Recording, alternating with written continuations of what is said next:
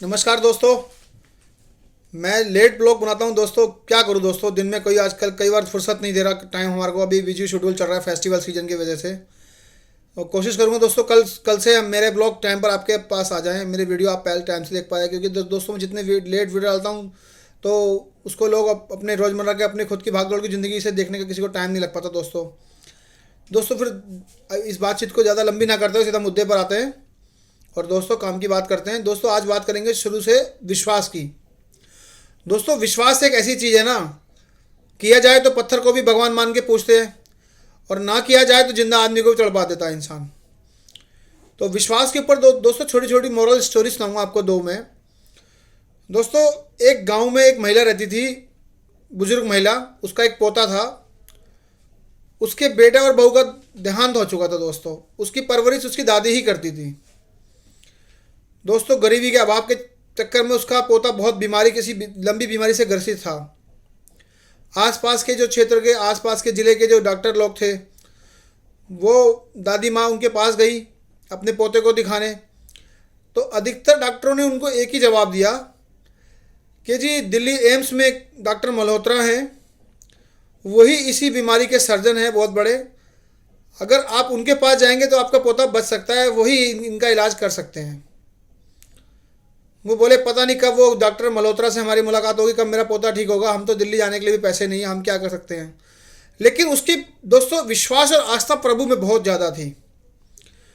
तो वो दिन रात कहती थी, ये प्रभु किसी तरीके से डॉक्टर मल्होत्रा से मुझे मिलवा दो, मेरा पोता ठीक हो जाए उनके इलाज से। दोस्तों ऐसे करते करते एक दो साल निकल गए। उसका पोता ना तो जिंदा था ना तो मर रहा था, बस अपनी ज़िंदगी किसी तरह जी रहा था।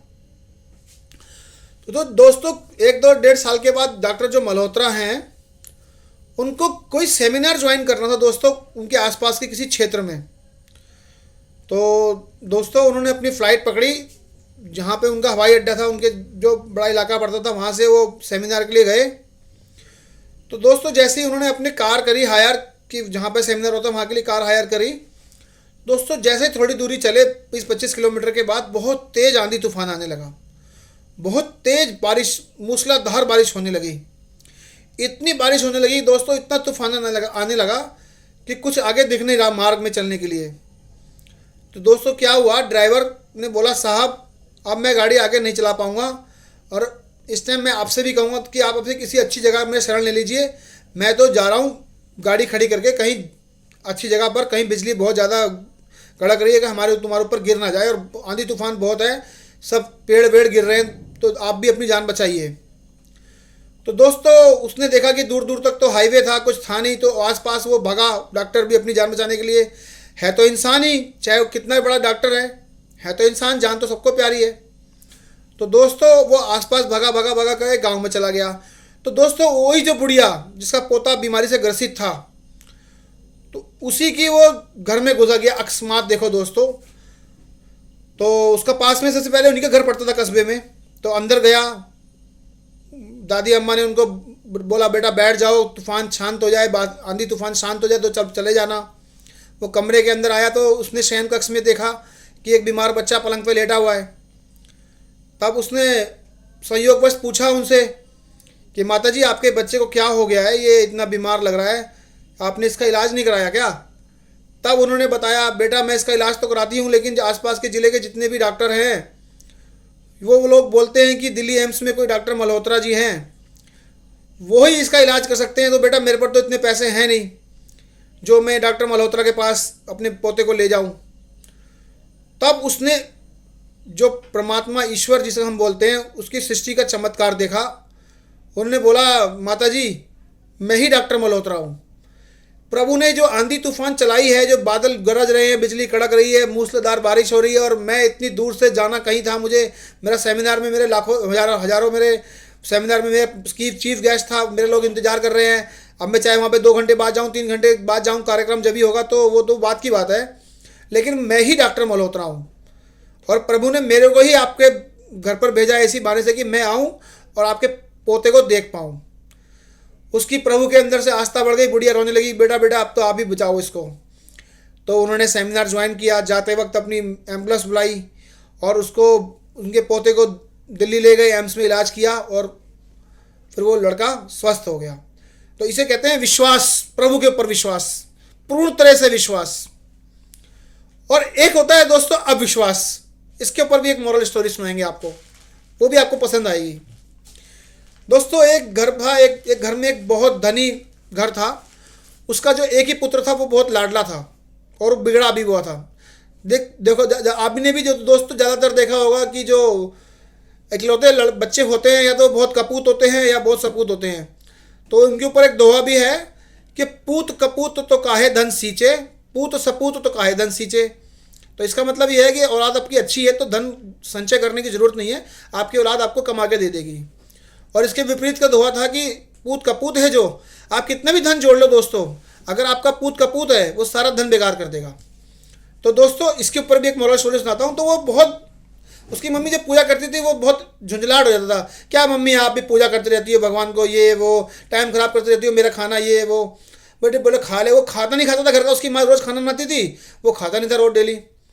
तो एक दिन उसने संयोग से, उसका जन्मदिन था, तो उसकी माँ ने बोला बेटा आज तो हमने तुम्हारे लिए कई तरह के पकवान बनाए हैं, खीर बनाई है, हलवा बनाया है, पूड़ी बनाई है और मतलब कई तरह की सब्जियां बनाई हैं, तो दो बेटा आज तो तुम मेरा खाना खा लो। बोला माँ तो आज तो जिद है कि मैं खाना खाऊंगा ही नहीं, और अगर तुम्हारे ईश्वर में ताकत है, अगर तुम्हारे ईश्वर में ताकत है तो मुझे खाना खा के दिला दे, मैं मान जाऊंगा आपके ईश्वर को, तब मानूंगा कि आपकी पूजा सफल है। मैं खाना खाऊंगा ही नहीं आज रात को, आप जितनी भी कोशिश कर लीजिए। बोला अच्छा बेटा चलो कोई बात नहीं बेटा। तो दोस्तों अचानक उस दिन क्या था, उसने बोला कि मम्मी आज बहुत लाइट भागी हुई है, आज मेरा आज बड़ी बाहर प्यारी हवा चल रही है, तो मैं बाहर आंगन में सोऊंगा नीचे, आप लोग अंदर सो जाओ। तो उसकी माँ ने रात को बहुत उसको निवेदन किया बेटा खा लो रोटी खा लो, तो उसकी वो बोला मैं नहीं खाऊंगा, आज मैं देखना चाहता हूँ कि आपके प्रभु मुझे कैसे रोटी खिलाएंगे। तो वो कह रहा आंगन में भी नींद नहीं आ रही, मैं पास में जरा मेरा खेत है वहीं आके लेटूंगा, ना तो अगर मैं आंगन में भी लेट रहूँगा तो मुझे रात भर तुम खाने के लिए बोलती रहोगी। तो पास में जाती ही अपने मुंडेर के बाहर अपना खेत था उसका खुद का, वहाँ सो गया वो ट्यूबवेल के पास जाके कि यहाँ पर कोई डिस्टर्ब भी नहीं करेगा। तो माँ होती है दोस्तों, उसकी माँ दोस्तों वहाँ पर भी उसके लिए भरा थाल ढक के ले आई खाने का परात में। उसके अंदर पूड़ियाँ, खीर, सब्जियाँ और तरह तरह के मिठाइयाँ तो जो उसने बनाई थी, जलेबी, इमरती वगैरह। बोली बेटा अभी तो तू गुस्से में कह रहा है बेटा, लेकिन अगर तुझे रात को ज़्यादा भूख लगे तो बेटा इसको खा लेना, मैं रख के जा रही हूँ, अगर तू हमारे से गुस्सा है तेरे को फिर भी भूख लगे तो बेटा खा लेना। बोला अच्छा जाओ। तो संयोगवश क्या हुआ दोस्तों, कुछ चोर आ रहे थे वहाँ से डकैती मार के। तो जैसे ही उन्होंने बोला, चलो एक ने बोला भाई गर्मी बहुत है ट्यूबवेल में नहा लेते हैं।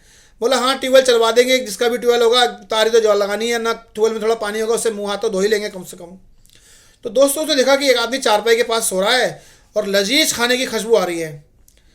उसने बोला यार इस आदमी ने खाना खाकर नहीं सोया, ये खाना जानबूझकर रखा हुआ है इसने। तो उसने उसको उठाया, हाँ भाई कैसे सोया यहाँ पर? बोला ऐसे ही सोया हूँ भाई साहब। बोला ये खाना इतना गरम गरम से खुशबू आ रही है इसमें, इतनी अच्छी अच्छी खाता क्यों नहीं इनको? बोला नहीं खाऊंगा भाई साहब, मेरे को मन नहीं है। उससे दूसरा चोर बोला भाई साहब लगता है इसने जानबूझकर ही खाना रखा हुआ है, इसको पता होगा कि हम लोग आते हैं तो ज़्यादातर ट्यूबवेल पे आके नहाते मुँह हाथ धोते हैं, तो ये क्या करेगा दोस्तों, इस खाने में कोई जहर वगैरह होगा, पहले सोचतेगा कि हमको खिलाएगा, हमारी तलवागिरी करेगा और हमारा सामान लूट लेगा और हम अपने घर चला जाएगा। उसने बोला हाँ यार तू सही कह रहा है। तो दोस्तों उसने बोला खाना खाएगा पहले तू, बाद में मैं खाऊंगा। बोला उसको याद आ गई माँ की बात कि आज तो मेरी जिद है कि खाना खाना नहीं है। बोला नहीं खाऊंगा जो मर्जी कर लो। दोस्तों जो दुनाई लगाई है उसकी दोस्तों, दे घुसंड दे लात दे चप्पल दे रैपट। दोस्तों उसको पहले खाना खिलवाया आधा उन्होंने। उसने बोला खा लिया? बोला हाँ जी खा लिया। उसके बाद उन्होंने दोस्तों फिर चोरों ने खाना खाया।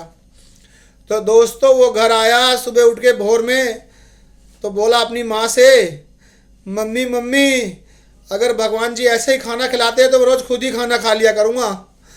मम्मी मुझे नहीं पता था कि भगवान ज़बरदस्ती भी खाना खिलाएंगे, इस तरीके से खिलाएंगे। तो दोस्तों विश्वास और अविश्वास के दो मोरल स्टोरी सुना दी मैंने आपको आज। दोस्तों 10 मिनट का ब्लॉग बनने वाला है, वीडियो लंबा हो जाएगा दोस्तों, एडिट में दिक्कतें आने पेश आ जाती हैं। तो दोस्तों नज़म गज़ल कल सुनाएंगे आपको। तो दोस्तों आज का वीडियो यहीं एंड करते हैं। दोनों स्टोरी आपको अच्छी लगी तो कमेंट में कुछ लिख देना दोस्तों। नमस्कार दोस्तों, देरी के लिए माफ़ी दोस्तों।